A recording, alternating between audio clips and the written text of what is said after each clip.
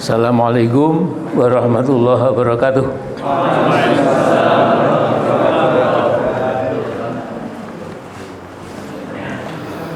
Alhamdulillahilladzi anzalal qur'ana ala 'abdihi liyakuna lil 'alamina basyiran wa nadhira wa ja'alahu lil hayatani qawlan wa dustura lil ma'arifi manba'an mastura.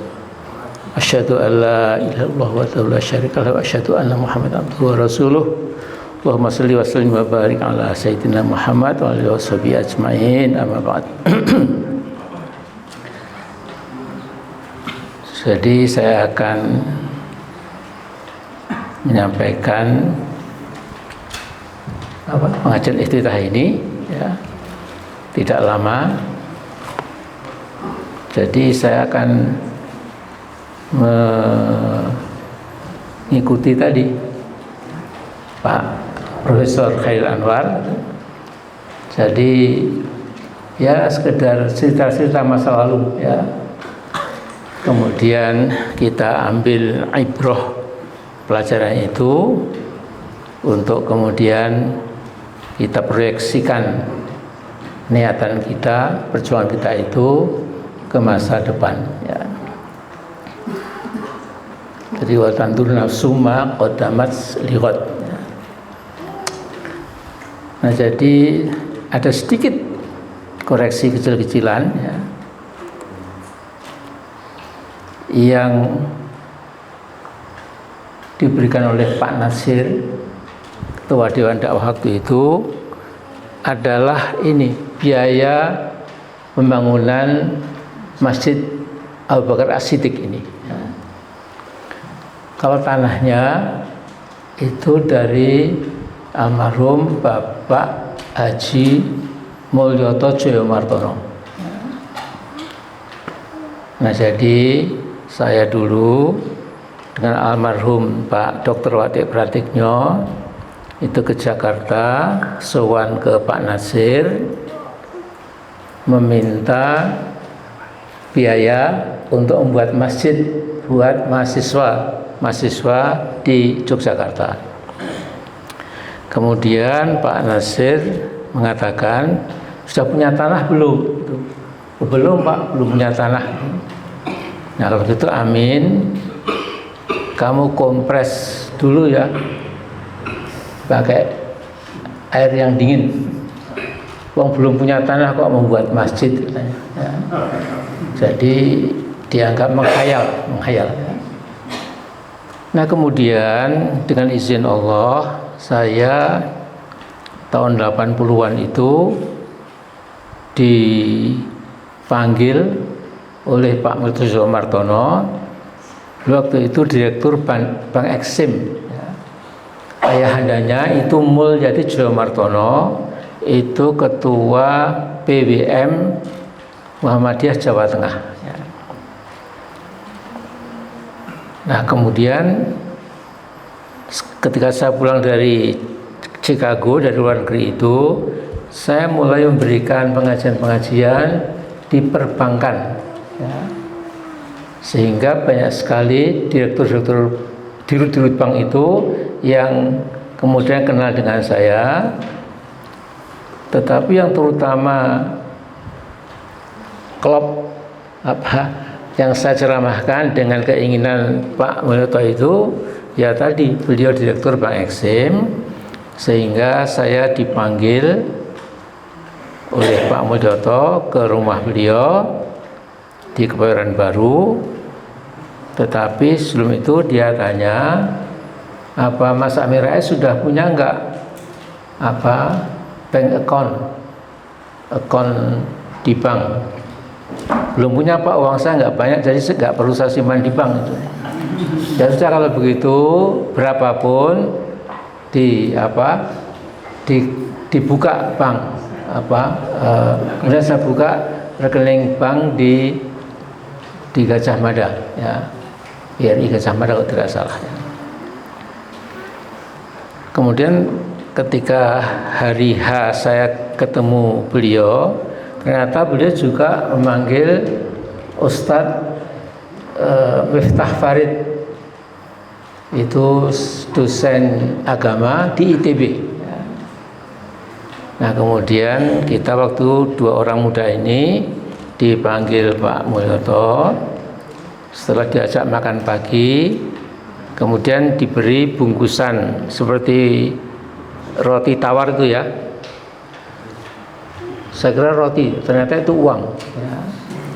Jadi Pak Mulyoto mengatakan, ya Mas Amin, Mas Miftah, ini mungkin Allah ya tersenyum. Walah mul, wong ngasih uang kok cuma 20 juta. Ya. Waktu itu sudah banyak sekali. Ya. Nah kemudian waktu itu saya tidak berani bawa uang sebanyak itu. Kemudian saya kirim, makanya saya justru membuka bank account tadi untuk mendapatkan kiriman 20 juta itu. Lantas keesokan harinya pada malam hari saya undang bapak-bapak yang waktu itu sangat akrab dengan kita, antara lain Pak Syahrul Alim, kemudian Pak Saifullah Mahyudin, ya. Kemudian ada Pak Kunto Wijoyo, saya, siapa lagi? Oh ya, Pak Himam Priwol dan lain-lain ya. Nah, saya mengatakan ini saya punya 20, Pak Duka Latif juga, saya punya 20 juta ini untuk apa ini? Nah, yang jelas pesannya, pokoknya manfaat sebaik-baiknya, nggak usah dilaporkan. Ya, saya nggak perlu laporan, pokoknya saya percaya bermanfaat. Nah, kemudian akhirnya Pak Duka Latif mengatakan, Pak Amin, itu di sebelah selatan Pak Amin kan ada tanah kosong 500 meter persegi. Bagaimana itu dibeli dengan uang itu, kemudian dibuat bangunan asrama mahasiswa. Nah nanti tiap pagi kita ini sholat subuh bersama, kemudian ada kuliah subuh buat mahasiswa itu, ya barang setengah jam sampai 45 menit, supaya mendapatkan input keagamaan. Nah kemudian yang punya tanah itu teman dosen namanya Pak Sofan Badri itu. Saya tawar 10 juta, dia mintanya 15. Saya mengatakan, wah Pak, sama ini kayak orang Yahudi. Ngeyel, mengapa kau tidak diberikan? Ini bukan untuk saya, untuk ya perjuangan lah katakan. Dia pas mengatakan, ya Pak Amin seperti Yahudi, masa 5 juta aja nggak mau nambah gitu. Tapi itu hikmahnya adalah kemudian kita mencari yang lebih murah di sini. 20 juta itu kemudian mendapatkan kira-kira waktu itu sepertiganya ini. Ya. Jadi saya lupa ya berapa meter persegi. Kemudian saya terbang ke Jakarta menyampaikan pada Pak Mulyoto bahwa ada pikiran kami dengan teman-teman Pak Mulyoto untuk membuat pesantren mahasiswa. Jadi pagi mereka digembleng di kampus masing-masing, malamnya berasramanya ada di sini. Kemudian waktu itu Ustadz Ibnu Juraimi yang memberikan masukan-masukan, tapi belakangan kemudian juga Ustadz Fathur Rahman Kamal dan lain-lain. Ya. Nah kemudian Pak Mulyoto, masa cuma sekian ribu meter, bisa nggak dibeli lagi? Nah kemudian pemilihannya itu ada di Madiun. Kemudian saya dengan Pak Pratikno itu pergi ke Madiun, ketemu pemiliknya. Kemudian akhir kata dijual dengan harga sekian. Nah kemudian saya terbang lagi, lapor, kemudian ditutup oleh Pak Mulyoto. Nah setelah itu baru saya berani sowan Pak Nasir. Pak Nasir, kami sudah punya tanah, sekarang uang untuk masjid belum ada. Nah kemudian ini bangunan ini itu dari Dewan Dakwah, ya, dari Pak Nasir. Nah kalau Anda tahu Pak Nasir itu, beliau dulu ketua Masyumi, jadi Perdana Menteri pernah, selain Menteri Penerangan. dan beliau menjadi wakil ketua Muktamar Alam Islami. Jadi orang-orang Arab, ulama-ulama di sana itu kalau bicara Indonesia itu tahunya Muhammad Nasir, bukan yang lain. Nah, jadi cerita singkatnya adalah bahwa kemudian jadilah ini sebuah tempat penggemblengan dinamakan Padepokan Salahuddin. Nah, kemudian kegiatan mahasiswa UGM dinamakan juga Jamaah Salahuddin.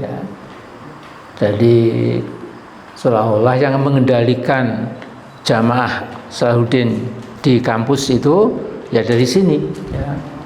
Dari sini ide-idenya dan lain-lain. Kemudian yang lebih penting lagi, waktu itu kita menerobos sebuah inisiatif pada Ramadan itu dibuat kegiatan Ramadan on campus. Jadi kemudian ini menular ke ITB, ke ITS, ke UNS semua. Kalau Ramadan sekarang ini itu anak mahasiswa-mahasiswi itu di berbagai kampus itu kemudian mengadakan Ramadan on campus atau Ramadan di kampus. Nah, jadi ini kita membuat sebuah percontohan. Kemudian mereka ikut. Mudah-mudahan ini menjadi tambahan pahala buat kita semua. Nah, kemudian memang waktu itu kita sudah merasakan sekali pada zaman Orde Lama itu, kemudian masuk ke Orde Baru itu memang gerakan Islamofobia itu menggejala dengan kuat. Kemudian dulu itu semua pegawai negeri, semua dosen, semua menteri, semua aparatur negara itu diwajibkan mengikuti latihan PP4. Pokoknya setiap dosen itu harus ikut penataran P4. Penataran Pancasila sebagai pandangan hidup segala macam lah. Dan waktu itu saya juga ikut penataran P4. Kemudian salah seorang Muhammadiyah yang juga ikut mengancam Pak Amin, kalau Pak Amin sampai termasuk 10 besar, kami nggak percaya lagi pada Pak Amin. Berarti Pak Amin Islamnya dangkal gitu. Nah, kemudian waktu itu saya jelek-jelekkan supaya saya nggak termasuk 10 itu. Jadi alhamdulillah Pak Amin masih kuat imannya katanya begitu ya. Nah, waktu itu kelakuannya seperti itu ya. Tetapi alhamdulillah gagasan kita ini untuk membuat sebuah pesantren mahasiswa yang science and teknologinya itu didapatkan di kampus masing-masing, tetapi kemudian wawasan keagamanya itu digembleng di sini.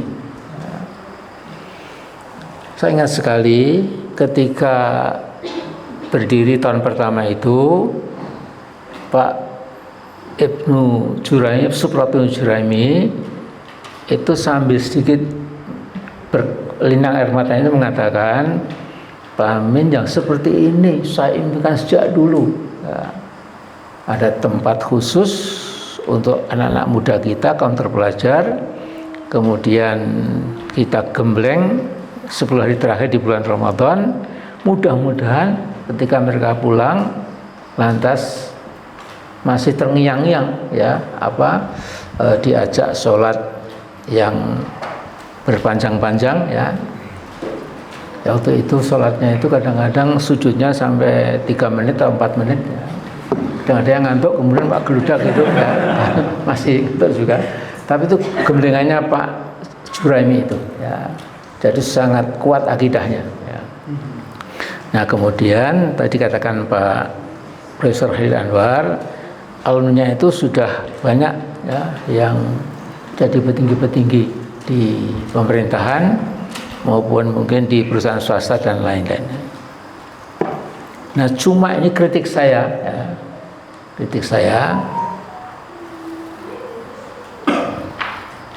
kalau kacang itu kan merupakan kulitnya, ya. Kalau manusia kan nggak boleh, ya. Jadi kacang itu setelah dilepaskan dari kulitnya itu ya sudah jadi kacang sungguh-sungguh, berdiri sendiri, udah merupakan asal usulnya itu. Nah kalau kita ini mestinya nggak seperti itu, ya.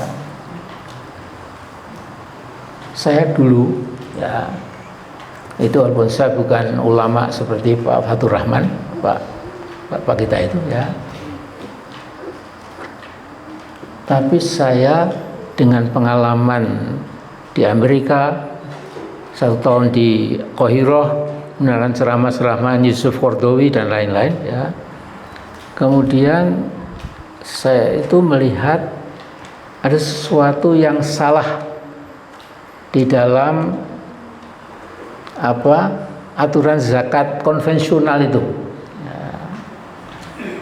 Sehingga ketika ada Muktamar Muhammadiyah 41 di Solo, ya, saya dapat kesempatan, ya, untuk memberikan ceramah.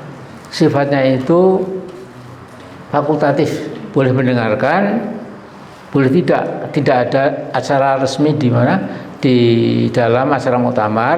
Ini acara tambahan dari Amin Rais, ya.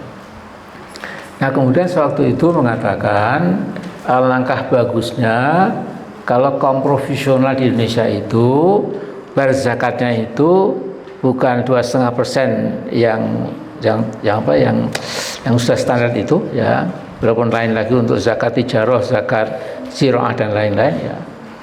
Tapi intinya adalah ada semacam analogi dari seorang Amin Rais yang sebenarnya fikihnya cuma elementer lah, SD, ya. Tapi hiroh saya untuk menegakkan keadilan itu, saya mengatakan sangat tidak masuk akal kalau petani, ya, yang menggarap sawahnya yang diterpa matahari sampai kulitnya hitam, kemudian kehujanan dan lain-lain, ternyata zakat siroahnya itu berapa persen, Pak? Zakat petani berapa persen? 5-10%. Ya, 5-10%. Ya. Sementara kaum profesional itu, ya, itu bekerja di kantor yang full AC, wall to wall carpet, ya, hanya angkat-angkat telepon saja, itu zakatnya 2,5%. Ya. Nah terus saya analogikan dengan rikas. Kalau ada seorang muslim misalnya membeli tanah, ternyata ketika digali ada emas, perak, tembaga dan lain-lain, ya, itu boleh dimiliki, tapi ada humus, ya, 20%. Saya mengatakan sekarang ini zaman modern itu banyak sekali profesi yang sangat mudah sekali, ya, ibaratnya seperti menemukan rezeki nomplok itu, yang zakatnya itu ya 2,5%. Ya. Waktu itu saya mengatakan itu tidak adil, ya. Jadi saya minta dipopulerkan supaya itu dihumusi. Ya. Dan Pak Ahmad Azhar ketua Tarjih, beliau itu ketua Dewan Fikih Internasional. Ya. Sehingga orang-orang Nahdliyin mengakui keunggulan kefikihannya Pak Ahmad Azhar itu. Ya. Bahkan waktu beliau sekolah di Al-Azhar, ya, ketika semester pertama itu teman-teman mengatakan, yang dari Jogja itu betul-betul sudah dokdeng. Dokdeng itu sudah mantap sekali. Jadi nahwu sarofnya, balaghahnya itu sudah top, markotop gitu, ya. Nah waktu itu beliau mengatakan, Pak Amin, ini Pak Amin gagasan yang bagus, ya, tapi ini tidak dalam arus utama. Jadi itu tetap saja dihimbau, nggak ada salahnya, silahkan itu. Tetapi yang jelas itu jangan diwajibkan. Ya. Nah, jadi beliau itu bijak sekali. Ya. Nah, kemudian memang saya mengatakan andai kata zakat profesi ini ya, para konsultan ya, para spesialis ya, para pemborong bangunan besar-besar itu ya, itu kan fee-nya itu kan berapa persen lah gitu ya. Nah, itu zakatnya kalau di humus itu kemudian tentu akan lebih hebat lagi ya. Nah, maksud saya begini ya, saya melihat sampai sekarang ini ya, memang apalagi diajak seperti humus dan lain-lain ya, kadang-kadang untuk melaksanakan Islam yang elementary saja ya, itu banyak negeri-negeri Muslim itu yang kadang-kadang tidak mau ya. Jadi itu orang-orang kaya dari Qatar, dari Emirat, dari Saudi dan lain-lain itu ya, itu kalau berjudi di Las Vegas itu kalahnya sampai ratusan juta dolar ya. Tapi kalau kemudian mereka diminta untuk membantu negeri-negeri Muslim di Afrika yang begitu miskin ya, atau negeri Muslim di Asia yang juga cukup memerlukan bantuan itu tangannya pakai sarung tinju ya, tidak mau ya. Tetapi kalau untuk hal-hal yang Masya Allah, ya maaf ini bulan-bulan puasa bordering itu kemaksiatan, itu mereka cukup tangkas. Nah, saya ceritakan ini untuk membuka pintu pembicaraan saya pada malam hari ini, bahwa mengapa sekarang ini dunia Islam, al-alam Islami yang mencanangkan dulu abad 15 Hijriah menjadi abad kebangkitan Islam, tapi kenyataannya menjadi abad inhitatul Islam, malah menurun ya. Nah, ini harus kita pikirkan bersama ya. Nah, dunia Islam itu dari Maroko sampai Merauke itu sebenarnya satu ya. Bahwa ada division Syiah dan Sunnah itu lain lagi lah ya. Tapi umumnya yang Sunnah, yang Sunni ini pun itu kan juga sekarang ini dalam keadaan disoriented. Coba sekarang lihat ya, sudah berapa ratus ribu orang Palestina dihajar, dibunuh, dimikiskan, dikuruskan, dibuat kelaparan dan lain-lain.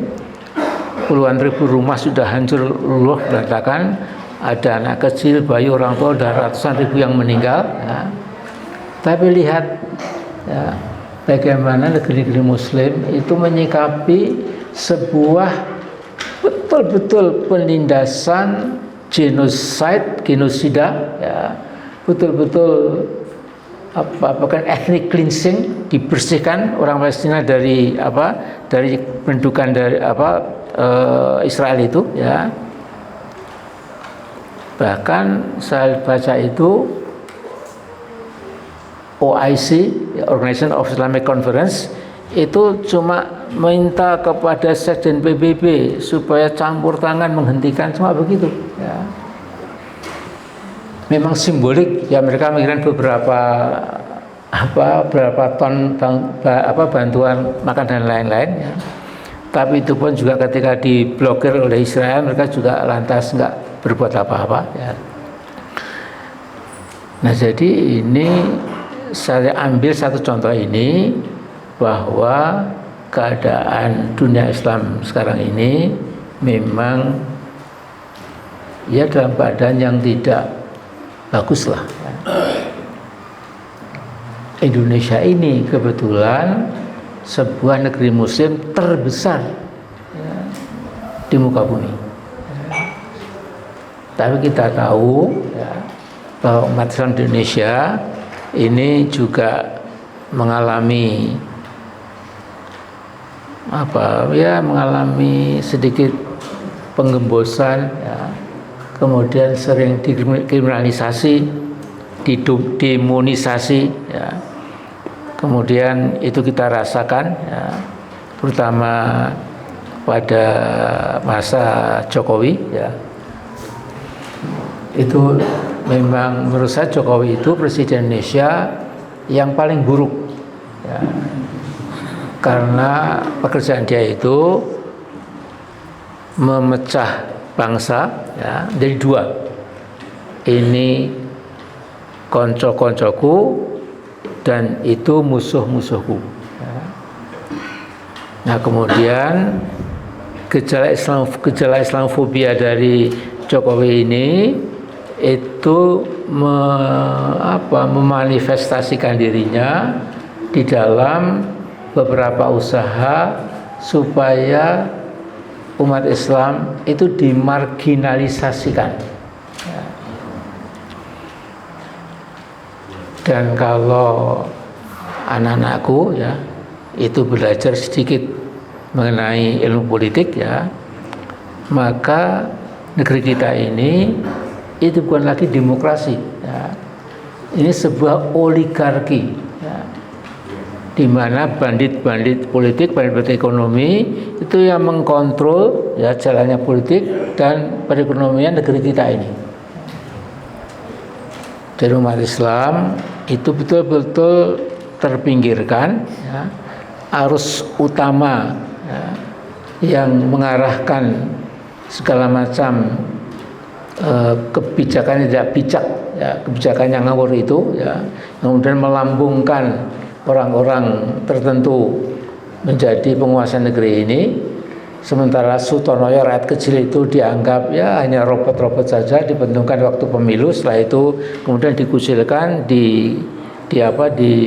dijadikan objek belaka. Nah, ini terjadi di negeri Muslim terbesar di muka bumi. Nah, kebetulan sekali, ya, ini musibah yang paling besar, ya, yang kita rasakan, ya, itu adalah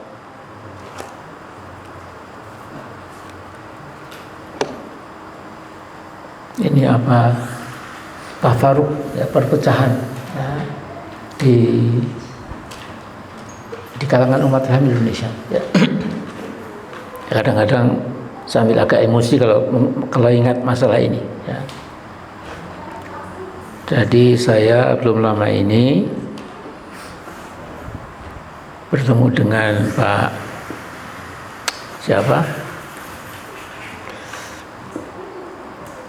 tokoh NU dari Kalimantan. Dia bilang begini, Pak Amin,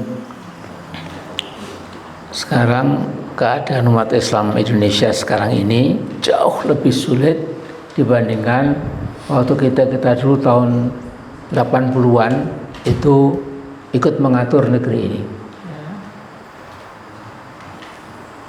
Sekarang dia mengatur, namanya Cukong, namanya Taipan, kemudian ya kaum mafia. Saya pernah menulis sebaiknya Republik Indonesia itu diganti menjadi Republik Mafia Cukong Taipan Indonesia. Ya.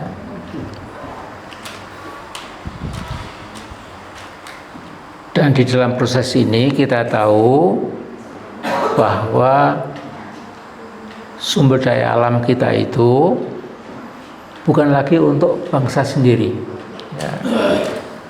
Sekarang punya yang namanya nikel, katanya terbesar di Indonesia, tapi ternyata oleh Joko Pret nikel ini disuruh ambil, ya, oleh Cina, ya. Kemudian kita cukup diberikan nanti ya semaunya, ya.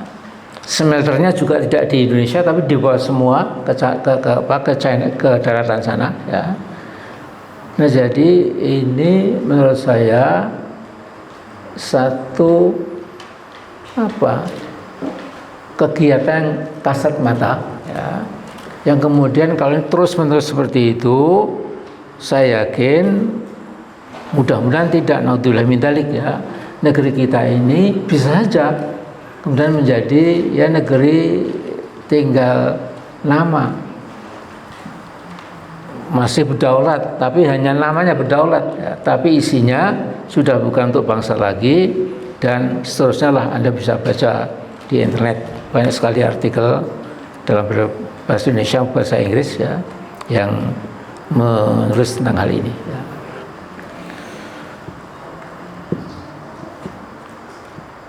Nah sekarang pertanyaan mungkin, Pak Amin, mengapa kok kita besar seperti ini jumlahnya ya, dari segi kamiyah ya, jumlah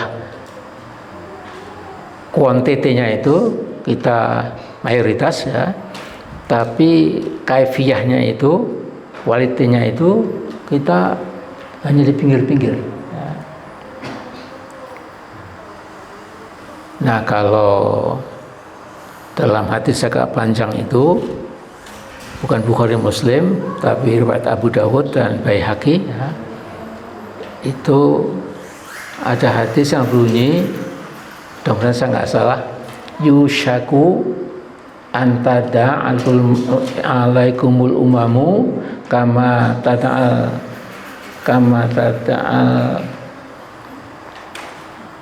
saya terus tidak sebentar.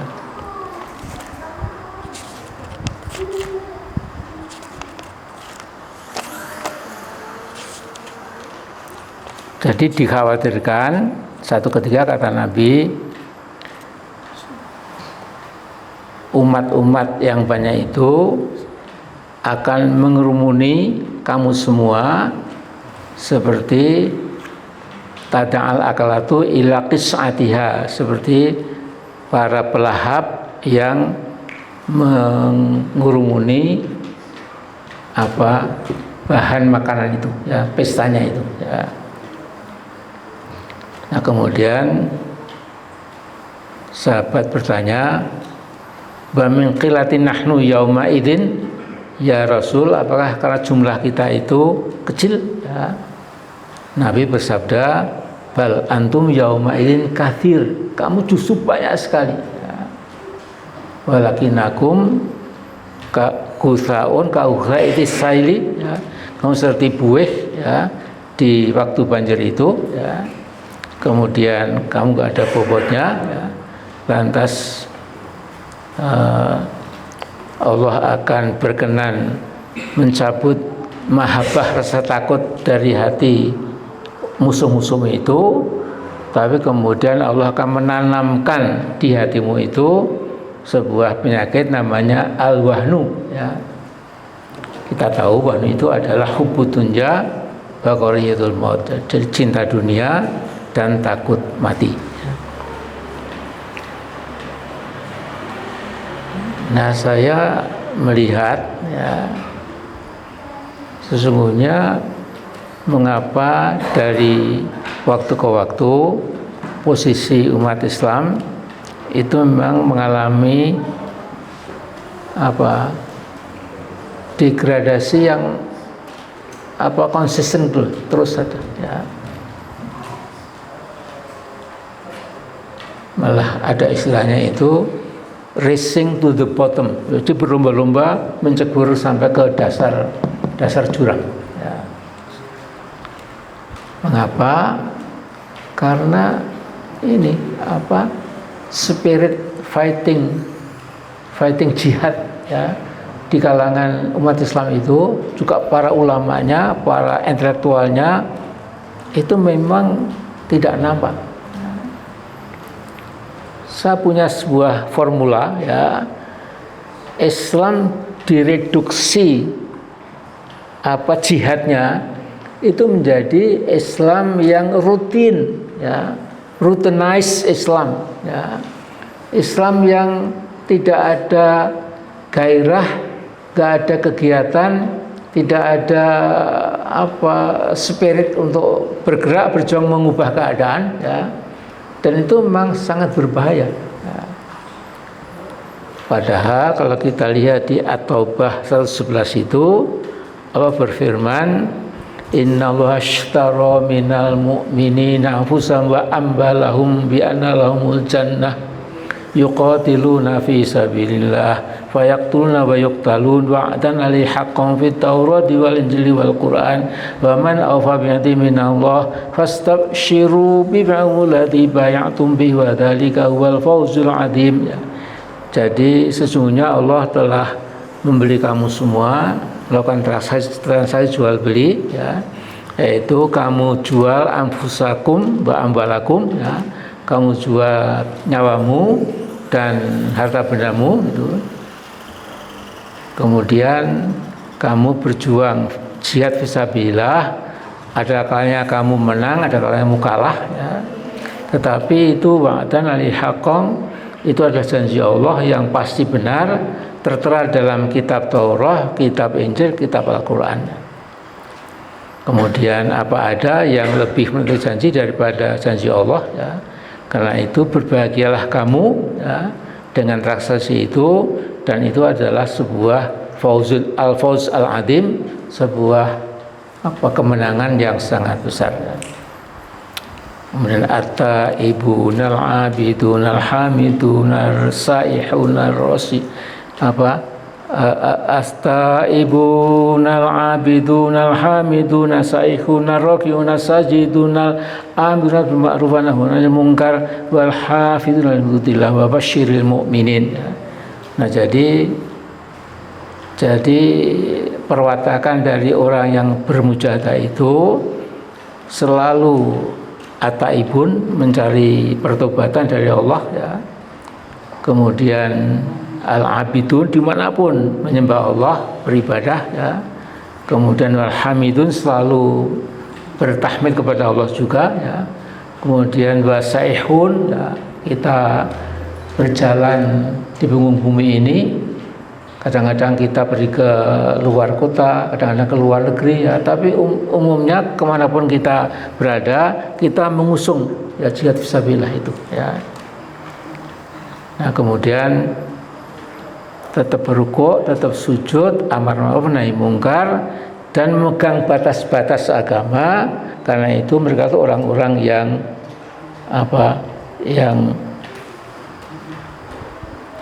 yang betul-betul orang beriman, ya. Nah, sekarang kita lihat, ya, di Indonesia ini,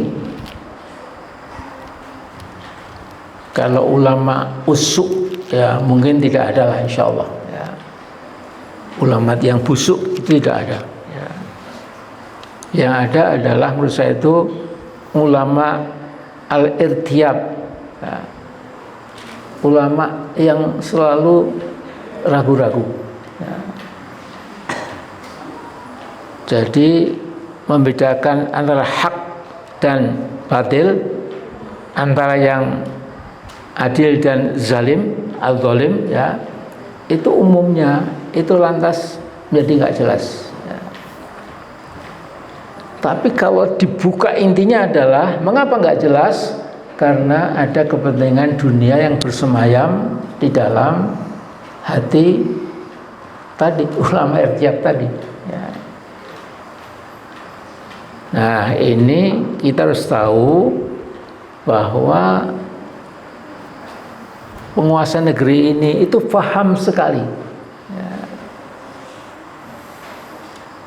Jadi seseorang berani memegang kepala orang lain, ya, ditekan, dihina, ya, karena dia tahu bahwa yang dipegang kepala dihina tadi itu tidak bakalan berani reaksi balik, ya, ganti memukul atau ganti menyerang, ya, tapi cuma menyerah, ya. Nah, ini menurut saya, ya, mudah-mudahan nggak betul, ya, yang sesungguhnya lebih kurang terjadi di negeri Muslim terbesar yang bernama Indonesia yang kita cintai, ya. Nah, sekarang, ya, sekarang landing ke dunia nyata, ya. Jadi Pileg sudah selesai, Pilpres Saya mau bilang pilpres ya sudah selesai ya. Kemudian tadi Ustadz Fatur Rahman tanya, Pak Amin itu masih ada harapan enggak MK membalik keadaan ya. Lalu lucunya Anies Muhaimin, Ganjar sama Mahfud itu kedua-duanya itu mengikuti arahan dari Pak Joko Widodo ya. Saya waktu itu tertawa ketika melihat di YouTube itu ya, dia mengatakan Pak Joko ini ya, kalau tidak puas dengan hasil pilpres jangan teriak-teriak, kalau masih ada Bawaslu laporan ke Bawaslu, kan ada MK laporan ke MK gitu, ya. Ini buat orang yang nggak usah cerdas lah ya. Ini kan omongan orang orang yang ngawur lah ya. Bawaslu itu adalah milik pemerintah, MK itu didikte oleh Joko ya. Jadi tidak mungkin akan bisa membalikkan keadaan ya. Ini sudah selesai ya. Nah sekarang kalau menurut kaidah fikih itu ya make the best of it ya. Jadi ada seperti ini, kemudian ya ambil manfaatnya, karena Anda mau membalik keadaan juga sudah mustahil ya. Nah, kemudian kita akan menjadi, kalau di Mesir dulu itu ada Jama'atut Takfir wal Hijrah ya. Jadi nggak suka kepada keadaan, kemudian lari ke bukit-bukit, ke tempat yang sepi ya, lantas menghujat semau maunya ya, tapi nggak merubah keadaan kecuali hanya ditepuk tangani setan ya, karena itu jalan yang keliru ya. Kemudian pergi meninggalkan, takfir, mengkafirkan yang ada, kemudian hijrah pergi ya, kemudian lantas ya nggak kemana-mana ya. Dan ini saya kira bukan hal yang akan kita ambil ya. Nah jadi saya ingin memberikan sedikit enlightenment ya, pencerahan sedikit ya. Jadi ini Prabowo dengan Gibran ya, memang akan secara teori manusia 5 tahun berkuasa. Nah, saya ini pernah menjadi tim pemenangan Prabowo waktu dia duet dengan Hatta, duet dengan Hatta, dan yang kedua kalinya itu duet dengan Sandiaga Uno.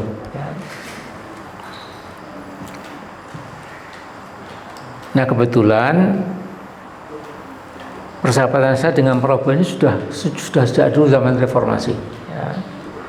Waktu saya dengan Prabowo itu sowan ke Pak Nasution, lantas Pak Nasution membuat press conference ya, bahwa nampaknya Indonesia sudah menemukan duet sipil militer, itu Amin Rais dan Prabowo, itu kata Pak Nasution ya, yang bisa membawa perbaikan dan lain-lain, itu kata beliau ya.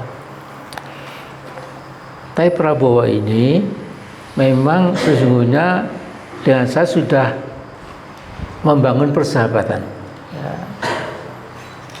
Jadi begitu saya dipilih sebagai Ketua Umum Muhammadiyah Muktamar Aceh tahun 95, beberapa bulan kemudian saya oleh Prabowo itu diongkosi ya, dibelikan untuk tiketing dan lodging ya. Saya berangkat dengan Rusdi Hamka, dengan Pak Kiai Gontor ya. Pak Kiai siapa? Almarhum sekarang. Siapa? Pak Sukri ya, Sukri. Ya. Saya Pak Sukri, Rusdi Hamka, kemudian Pak Suripto. Ya.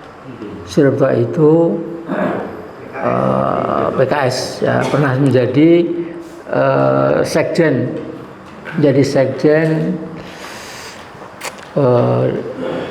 Departemen Pertanian. Ya. Suryapto ini menurut saya orang yang paling berani se-Indonesia, cuma dia yang paling berani. Ya. Saya kaget ketika dia menunjukkan Pak Amin, videonya itu. Ya. Dia pergi ke Kroasia, ya, mengirimkan senjata laras panjang itu 2 truk. Ya.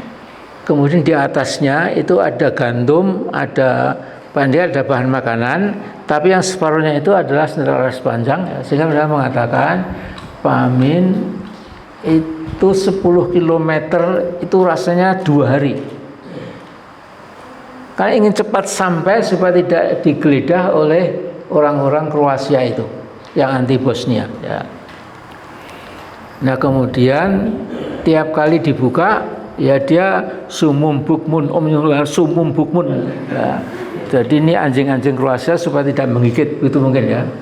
Nah kemudian tuh bisa sampai. Ya. Dan dia mengatakan Pak Amin, memang saya menaruhkan nyawa saya Pak Amin, karena saya membela Bosnia, negeri Muslim yang sangat bagus keislamannya itu, ya. Makanya saya sampai ke sana melakukan kontak-kontak untuk membeli senjata itu, kemudian dibawa ke Kroasia, ke Bosnia ini. Ya.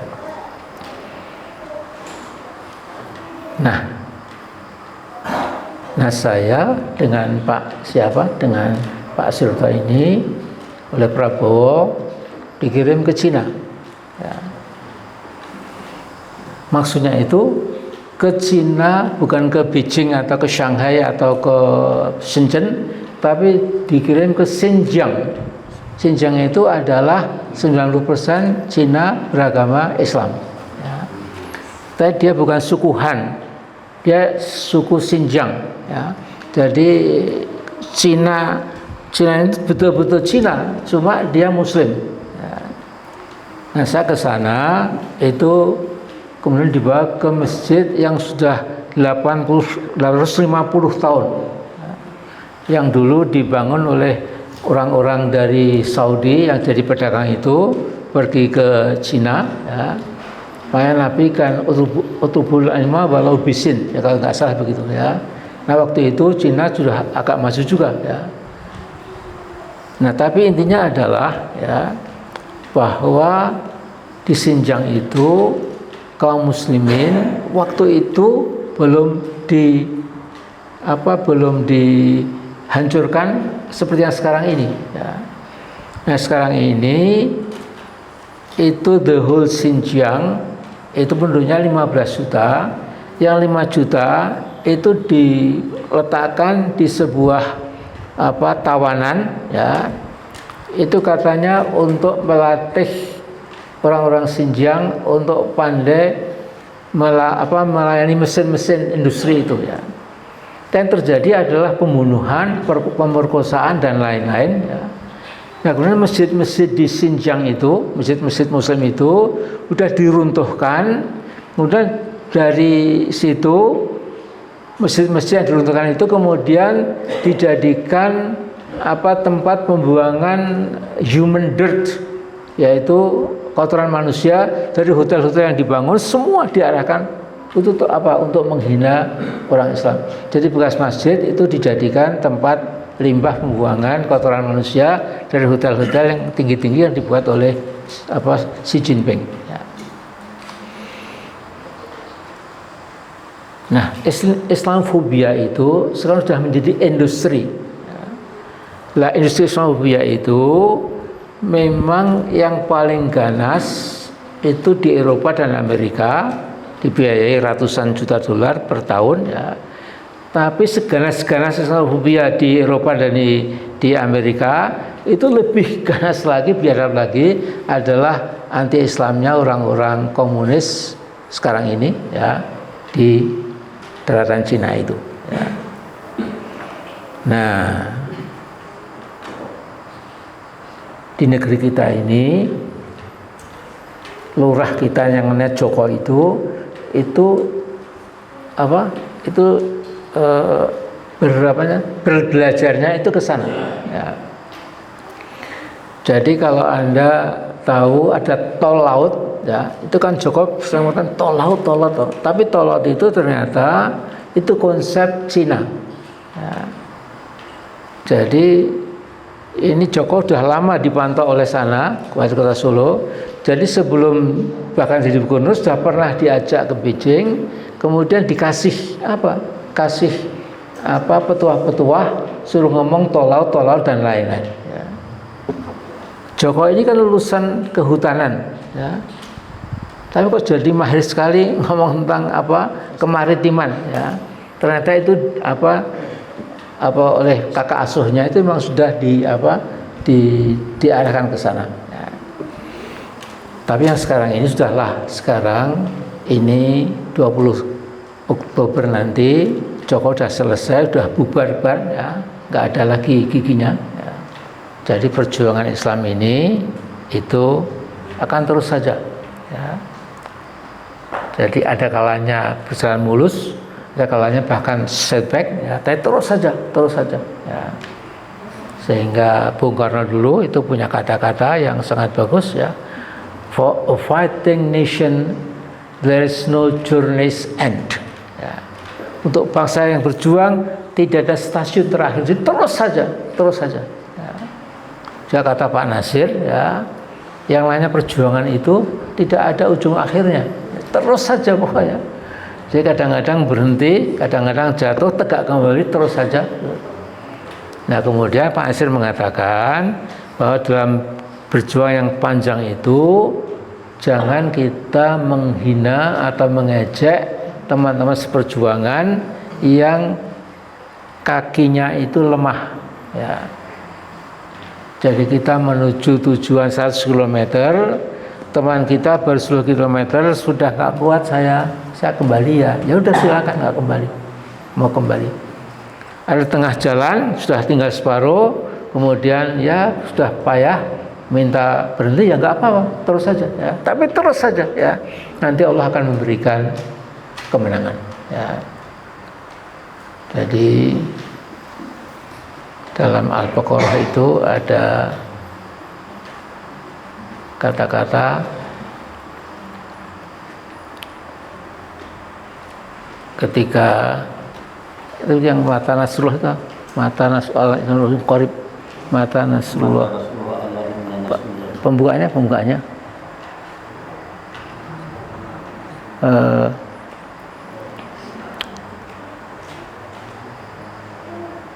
itu ada itu hatta zulzilu wa zulzilu hatta yaqulu alladzina amanu ma'hu mata nasrullah.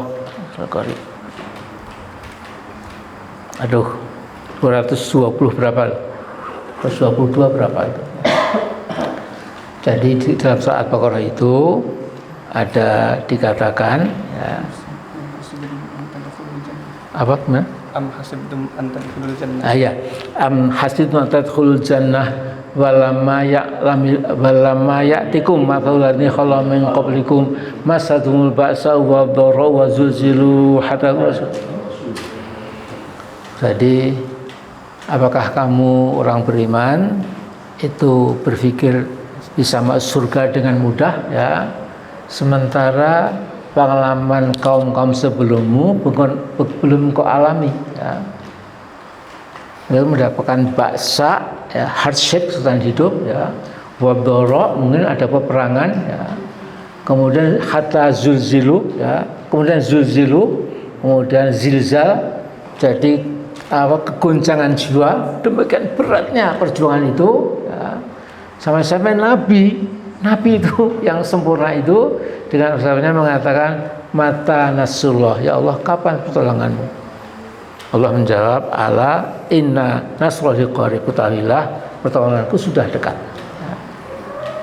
Nah, jadi kita terus saja, mudah-mudahan ada titik di mana kemudian Allah menurunkan pertolongannya kepada kaum beriman, ya. Dan negeri yang kita cintai ini tetap jadi negeri Muslim yang betul-betul menjadikan Islam sebagai pegangan utamanya, ya. Kemudian Islam insya Allah ya tidak perlu pindah ke negara lain ya. Karena Ibnu Khaldun itu pernah mengatakan agama itu seperti karavan ya. Jadi karavan itu akan tinggal tetap senang kalau di situ airnya itu banyak ya, tempatnya subur itu, maka nggak perlu pindah ya. Tapi begitu sudah akhirnya kurang, sudah tidak ada lagi yang bisa diharapkan, maka dia akan pindah ke tempat lain ya. Sehingga juga kata Ahmad Dahlan ya, Muhammadiyah itu Islam bisa saja lenyap dari Indonesia, walaupun Islam tidak mungkin lenyap dari dunia ya. Nah, jadi ini penutup dari kata-kata saya. Assalamualaikum warahmatullahi wabarakatuh.